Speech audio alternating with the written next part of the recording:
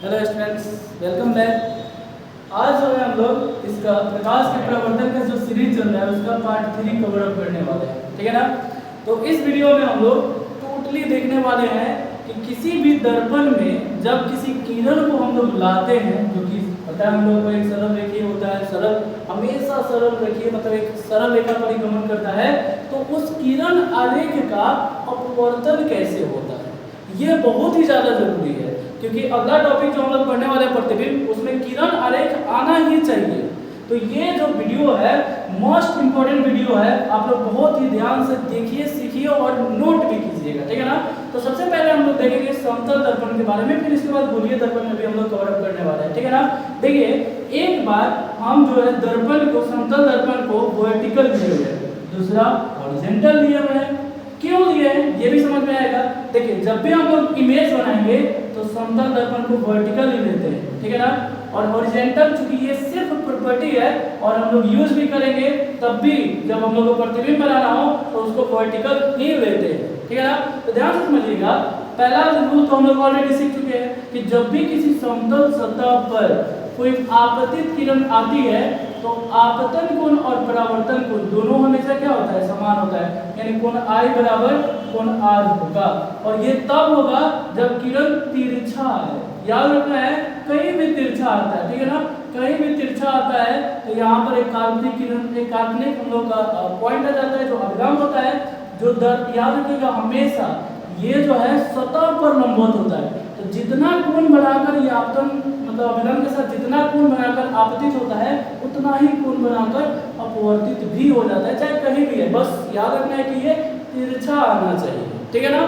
दूसरा, दो ही कंडीशन हो सकता है, एक तो या तिरछा लेंगे आप या लंबवत ले सकते हैं, लंबवत ऐसे भी आप ले सकते हैं, ठीक है ना, बिल्कुल परपेंडिकुलर। और ये जो परपेंडिकुलर होते हैं हम लोग, ये याद रखिएगा अभिलंब पर ही होता है। अभिलंब हम लोग कहाँ खींचते हैं, ये जो हम लोग का परावर्तक सतह है उसके लंबवत खींचते हैं। तो ये जो है अगर किरण अभिलंब पर ही आपतित हो, हम लोग पढ़े हैं कोण I और कोण R दोनों बराबर होता है, तो जरा सोचिए अभिलंब पर आ रहा है तो एंगल I कितना हो जाएगा, 0 हो जाएगा, अभिलंब उसी पर किरण आ गया। दूसरा, तो ये जाएगा कहाँ से, तो कोण R बराबर 0 के साथ जाएगा, यानी उसी पथ पर वापस लौट जाता है। ये दूसरा मोस्ट इंपॉर्टेंट है कि जब भी समतल दर्पण पर लंबवत किरण आता है या किसी भी दर्पण पर लंबवत किरण आता है, ठीक है ना, तो लंबवत जब किरण आता है, ठीक है ना, तो उसी पथ पर वापस लौट जाता है, ठीक है ना। याद रखिएगा, यहाँ पर एक और क्वेश्चन बन सकता है, ठीक है ना, लंबवत बार बार रिपीट कर रहे हैं, तो लंबवत किसके, क्या अभिलंब के, बिल्कुल नहीं, सतह के लंबवत, ये याद रखना है। और ये बोलते दो तरह से क्वेश्चन पूछ सकता है कि अगर सतह के लंबवत आता है, सतह के लंबवत आता है तो वो उसी पथ पर वापस लौट जाता है। दूसरा, अगर अभिलंब के साथ 0 डिग्री का कोण बनाकर आता है तब भी उसी पथ पर वापस लौट जाता है। तो दो किरण आरेख इसमें याद रखना है। इसके अलावा जो है अवतल और उत्तल दर्पण में भी किरण आरेख हम लोग देखने वाले हैं, दोनों को एक साथ कंबाइन करके हम लोग देखने वाले हैं। देखिए, किरण आरेख समझने से पहले अवतल और उत्तल दर्पण में कुछ नोमेनक्लेचर होता है, ठीक है ना, नाम होता है, पहले उस नाम को हम लोग प्रॉपर तरीके से देखने वाले हैं और उसके बाद उसके भी हम लोग किरण आरेख को देखेंगे। इसको आप लोग नोट डाउन कर लीजिए कि यहाँ पर जो पॉइंट लिखा हुआ है उसको आप लोग शब्दों में जरूर लिख लीजिएगा, क्या कि जब कोई किरण तिरछा समतल दर्पण पर आपतित होता है तो जितना आपतन कोण होता है उतना ही परावर्तन कोण होता है। और दूसरा, जब सतह पर लंबवत आपतित होता है यानी अभिलंब के साथ 0 डिग्री कोण बनाकर आपतित होता है तो उसी पथ पर वापस लौट जाता है, ठीक है ना। अब गोलीय दर्पण के हम लोग कुछ महत्वपूर्ण बात में देखने वाले हैं नेक्स्ट स्लाइड, ठीक है। तो हम लोग यहाँ पर देखने वाले हैं गोलीय दर्पण जो भी होता है, पता है आप लोगों को गोलीय दर्पण बनाया कौन चीज से जाता है, तो गोलाकार कांच को काटा जाता है और उसके सतह को पेंट किया जाता है, ठीक है ना, जिससे हम लोगों को गोलीय दर्पण मिलता है। और गोलीय दर्पण जब बनता है, क्योंकि हम लोगों को पता है कि वो एक गोलाकार कांच का ही भाग है, तो कुछ गोलाकार से यानी गोलीय सतह से हम लोग का कुछ इंपॉर्टेंट जो है यहाँ पर पॉइंट्स होगा। जैसे ये जो गोलीय दर्पण है, ये जो हम लोग का गोलीय दर्पण है, उस गोला का केंद्र तो होगा और उस केंद्र को हम लोग सिंपल केंद्र नहीं बोलेंगे, क्योंकि गोलीय दर्पण एक पूर्ण गोलाकार नहीं है, ये एक वक्र है, टुकड़ा है, तो उसके केंद्र को, ये केंद्र काल्पनिक होता है, इसके केंद्र को हम लोग वक्रता केंद्र बोलते हैं। क्या बोलते हैं? Centre of curvature. ये क्या होता है? तो गोलीय दर्पण जिस गोला का भाग है, उस गोला के केंद्र को वक्रता केंद्र कहा जाता है। ठीक है ना? इसके बाद ये बात याद रखिएगा कि यहाँ पर जो एक रेखा खींचे हैं, जो किससे, केंद्र से होकर गुजर रहा है, ठीक है ना, और ये जो है प्रधान अक्ष कहा जाता है। और ये प्रधान अक्ष किससे गुजरता है? तो एक पॉइंट होता है जिसको हम लोग ध्रुव बोलते हैं। ये ध्रुव क्या होता है? तो ये जो गोलीय दर्पण है, चाहे कोई भी दर्पण हो, दोनों दर्पण में हम लोग का ध्रुव होता है। इसका अगर इस तरह से देखें हम लोग का, तो जो मध्य बिंदु हम लोग का प्राप्त होता है, यानी वक्र का जो ये मध्य बिंदु होता है, इसी मध्य बिंदु को ध्रुव कहा जाता है। और ये बात याद रखना है, ठीक है, तो याद रखना है कि ये जो वक्र है, इसके केंद्र को हम लोग क्या बोलते हैं? ध्रुव बोलते हैं। और वक्रता केंद्र और ध्रुव को मिलाने वाला जो रेखा होता है, चाहे ये देखिए, इसका परावर्तक सतह क्या है? उभरा हुआ है, तो इसको उत्तल दर्पण बोलेंगे। एक साथ हम लोग दोनों दर्पण में समझ रहे हैं ताकि आप लोगों को समझने में दिक्कत नहीं हो। ये जो है, इसका परावर्तक सतह धंसा हुआ है, तो इसको हम लोग अवतल दर्पण बोलते हैं। ठीक है ना? उत्तल दर्पण हो गया और अवतल दर्पण हो गया। तो याद रखना है कि वक्रता केंद्र क्या है? तो गोलीय दर्पण जिस गोला का भाग है, उस गोला के केंद्र को हम लोग वक्रता केंद्र बोलते हैं। ध्रुव क्या है? तो गोलीय दर्पण के मध्य बिंदु को ध्रुव कहा जाता है। इसका डिफाइन बस दिमाग में रखना है, याद रखना है। एग्जाम में जो है कभी कभी वक्रता केंद्र पूछा जा सकता है, इसके अलावा कुछ नहीं पूछा जाएगा, बस ध्यान में रखना है आप लोगों को। याद रखना है, वक्रता केंद्र और ध्रुव को मिलाने वाली सरल रेखा को प्रधान अक्ष या मुख्य अक्ष, प्रिंसिपल एक्सिस कहा जाता है। इसके अलावा याद रखना है कि ये जो गोलीय दर्पण है, उसका लंबाई जो होता है, जितना इसका चौड़ाई होता है, लंबाई बोले या चौड़ाई बोले, यहाँ से यहाँ तक जितना ये चौड़ा है, इस चौड़ाई को हम लोग द्वारक बोलते हैं। ठीक है ना? द्वारक बोलते हैं। यहाँ पर द्वारक हो गया, ध्रुव हो गया, वक्रता त्रिज्या, वक्रता केंद्र हो गया। एक बार और हम लोग देख लेते हैं, वक्रता केंद्र को C से डिनोट करते हैं। एक और चीज देखना है कि वक्रता केंद्र और ध्रुव के बीच का जो दूरी होता है, उसको वक्रता त्रिज्या, ये बहुत ही ज्यादा इंपॉर्टेंट है। ये हर बार हम लोग का R जो है यूज होने वाला है, कैपिटल R से डिनोट किया जाता है। ठीक है ना? तो इसमें हम लोग क्या क्या चीज देखें? वक्रता केंद्र, गोलीय दर्पण जिस गोला का भाग है, उस केंद्र को वक्रता केंद्र कहा जाता है। दूसरा, वक्रता, यहाँ पर ध्रुव देख सकते हैं, तो गोलीय दर्पण के मध्य बिंदु को ध्रुव कहा जाता है। वक्रता केंद्र और ध्रुव को मिलाने वाली सरल रेखा को प्रधान अक्ष कहा जाता है। और याद रखना है कि वक्रता केंद्र और ध्रुव के बीच की दूरी को वक्रता त्रिज्या कहा जाता है। उसके बाद याद रखना है, जो गोलीय दर्पण की चौड़ाई है, उसको द्वारक कहा जाता है। और इस तरह से कुछ इंपॉर्टेंट पॉइंट्स जो है हम लोग देखें। फिर नेक्स्ट स्लाइड में जो है हम लोग गोलीय दर्पण में जो किरण आरेख होता है, उन सभी किरण आरेख को हम लोग देखने वाले हैं। ठीक है?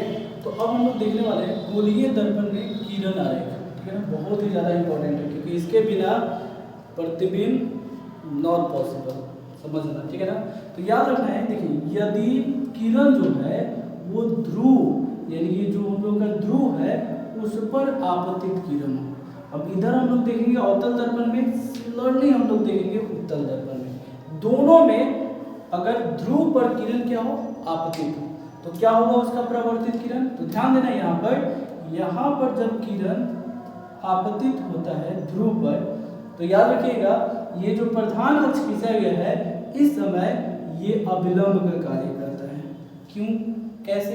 तो याद रखिएगा, हम लोग पढ़ते हैं, ये तो वृत्त वाला जो होता है, वृत्त वाली बात आ गई। तो यहाँ पर त्रिज्या जो होता है, कोई भी स्पर्श रेखा इसे खींची जाती है, तो उस पर हमेशा क्या बनता है? लंबवत बनता है। सिमिलरली ये जो वक्रता त्रिज्या पर जो हम लोग वक्रता केंद्र पर जो प्रधान अक्ष खींचे हैं, वो सतह पर लंबवत होता है। और पता है ये अभिलंब की तरह कार्य करेगा। तो जितना आपतन कोण होता है, उतना ही परावर्तन कोण बनाकर वो परावर्तित हो जाता है। ये बात याद रखना है। ये अवतल दर्पण में ध्रुव पर आएगा तो आपतन कोण बराबर परावर्तन कोण हो जाता है और वो परावर्तित हो जाता है। सिमिलरली अगर उत्तल दर्पण में देखें, तो यहाँ पर प्रकाश की किरण आपतित हुआ, ठीक है, आपतित हुआ, और आप परावर्तन के बाद सिमिलरली ये जो है हम लोग क्या है? प्रधान अक्ष पर खींचा गया, ये वक्र प्रधान अक्ष है। प्रधान अक्ष पता ही है कि क्या बनाता है, दर्पण पर लंबवत होता है। तो ये जो है हम लोगों का आपतन कोण हो जाएगा, और जितना आपतन कोण उतना ही प्रवर्तन कोण हो जाता है, यानी कोण I इक्वल क्या हो जाता है, कोण R हो जाता है। और दोनों में किरण आरेख जो है ये पहला बहुत ही ज्यादा इंपॉर्टेंट है, इसको नोट डाउन कर लेना है। फिर हम लोग देखते हैं नेक्स्ट स्लाइड में दूसरा किरण आरेख, ठीक है। अब देखिए सेकेंड है अवतल उत्तल दर्पण देखना है। यदि किरण प्रधान अक्ष, जो ये हम लोग का प्रधान अक्ष है जिसे हम लोग मुख्य अक्ष भी बोलते हैं, के समानांतर आपतित हो, ठीक है ना, यानी अगर प्रधान अक्ष के समानांतर किरण आता है, चाहे वो अवतल दर्पण हो या उत्तल दर्पण हो, ये प्रधान अक्ष है, इसके समानांतर आपतित होता है। तो देखिए प्रवर्तन का नियम तो लगेगा ही लगेगा, आपतित किरण परावर्तित आपतन बिंदु सारे के सारे एक ही तल में उपस्थित होते हैं, और आपतन गुण प्रवर्तन गुण दोनों समान होता है। तो यहाँ पर आपतित किरण तो है, अभिलंब क्या होगा, तो पता है कि हम लोग वक्रता केंद्र से अगर एक रेखा को हम लोग मिला देते हैं आपतन बिंदु पर, ये आपतन बिंदु है, तो वो हम लोग का अभिलंब का कार्य करता है। ये अभिलंब हो गया हम लोग का, और जितना आपतित किरण उतना ही क्या हो जाएगा, आपतन कोण उतना ही प्रवर्तन कोण हो जाएगा। तो इस तरह से हम लोग देखें तो कोण I बराबर कोण R के साथ ये एक बिंदु से गुजरता है जो प्रधान अक्ष पर स्थित है। और सिमिलरली इसमें देखें तो याद रखिएगा, जिधर वक्र होगा उधर ही प्रकाश प्रवर्तित होता है। तो वक्र ऊपर की तरफ है, तो यहाँ पर प्रवर्तित जो होगा ये हम लोग का अभिलंब हो जाएगा। आपतन कोण जितना है उतना ही प्रवर्तन कोण के साथ जो है ये प्रवर्तित हो जाएगा। लेकिन यहाँ पर एक ध्यान देने वाली बात है कि यहाँ पर देखेंगे तो प्रवर्तन के बाद वो प्रधान अक्ष के किसी बिंदु पर काटता है, लेकिन पता है हम लोग को प्रकाश जो है वो सीधे आता है। तो जब यहाँ से हम लोग आकर देखेंगे, ठीक है ना, यहाँ से आकर हम लोग जब देखते हैं तो क्या पाते हैं कि ये प्रकाश ऐसा दिखता है कि यहाँ किसी स्रोत से नहीं आ रहा है, ये प्रधान अक्ष के किसी बिंदु से आ रहा है, ये बिंदु से आ रहा है। और ये बिंदु मोस्ट इंपॉर्टेंट फोकस कहलाता है। दो पॉइंट यहाँ से क्लियर। पहला पॉइंट कि अगर प्रधान अक्ष के समानांतर किरण आपतित होता है तो वह फोकस से जाता है या जाता हुआ प्रतीत होता है। दूसरा पॉइंट फोकस क्या है। अब ये फोकस क्या है तो इसको हम लोग यहाँ से डिफाइन कर सकते हैं बहुत आसानी से। अगर कोई पूछे गोलीय दर्पण का फोकस क्या है तो सिंपली आप बोल सकते हैं कि प्रधान अक्ष के समानांतर, दोनों को एक साथ, और अलग अलग बोलना है तो दोनों को अलग अलग भी कर सकते हैं। अभी एक साथ बोलना हो कि गोलीय दर्पण का फोकस क्या है, ना कि अवतल उत्तल का, तो प्रधान अक्ष के समानांतर आपतित किरण, प्रधान अक्ष के समानांतर आपतित किरण, परावर्तन के बाद, देखिए यहाँ परावर्तन हुआ, परावर्तन के बाद प्रधान अक्ष के जिस बिंदु पर काटती है या काटती हुई प्रतीत होती है, प्रधान अक्ष के जिस बिंदु पर काटती है या काटती हुई प्रतीत होती है उसे गोलीय दर्पण का फोकस कहा जाता है और इसे F से सूचित किया जाता है। बहुत ही ज्यादा इंपॉर्टेंट, क्योंकि इसके बाद वाला जो नेक्स्ट टॉपिक है एक हम लोग फॉर्मूला प्रूफ करने वाले हैं, R=2F, एक रिलेशन संबंध होता है, उसमें भी ये बहुत ही ज्यादा इंपॉर्टेंट है। सबसे पहले फोकस क्या है, फोकस क्या है कॉमन देखिए, प्रधान अक्ष के समानांतर आपतित किरण, प्रधान अक्ष के समानांतर आपतित किरण परावर्तन के बाद, परावर्तन के बाद प्रधान अक्ष के जिस बिंदु पर काटती है उसे गोलीय दर्पण का फोकस कहा जाता है।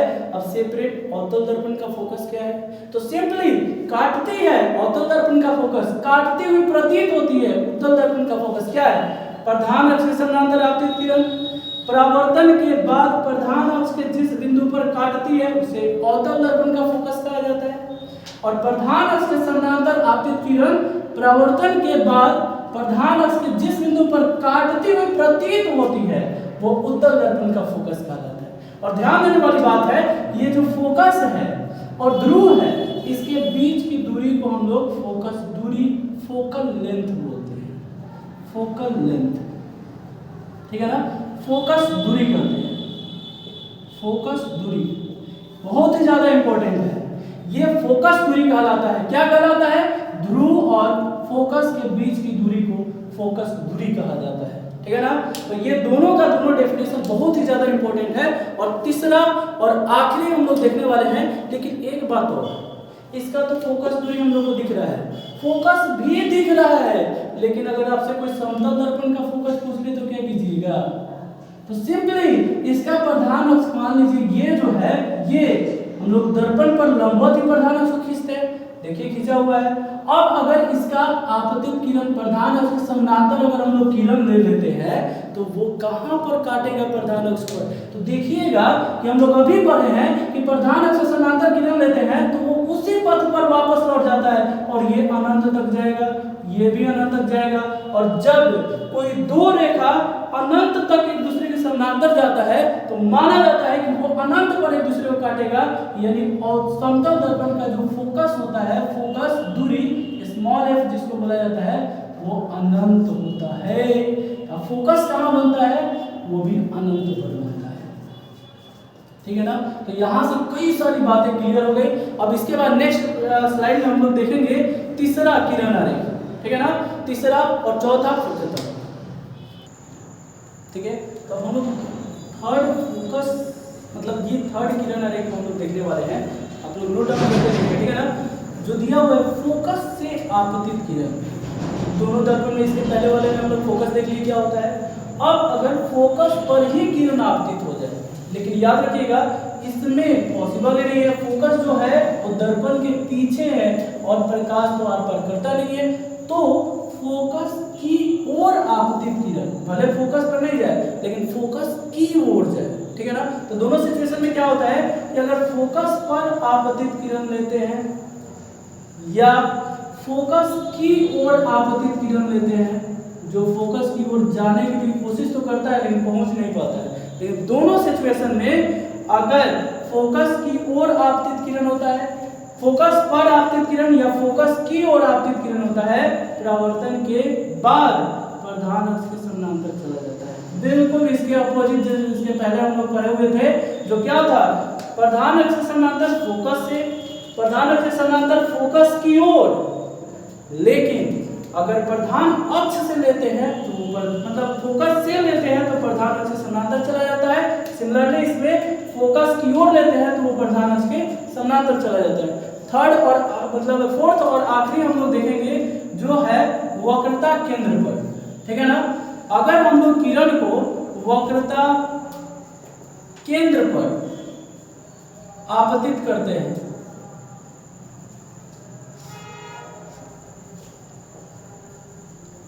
तो याद रखिएगा इसमें तो आप वक्रता केंद्र पर तो आपतित तो होगा नहीं, तो क्या होगा, कैसे होगा, ध्यान से देखिएगा।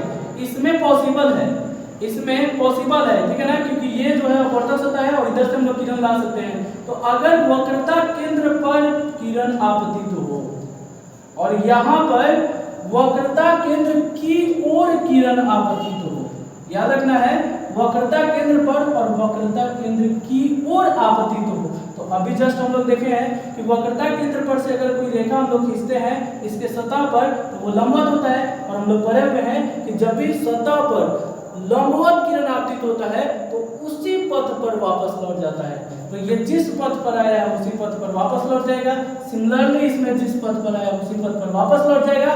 यहाँ पर कोण I और कोण R का वैल्यू जो होता है 0 होता है दोनों में। ये किरण आरेख जो हम लोग का कंप्लीट हो गया।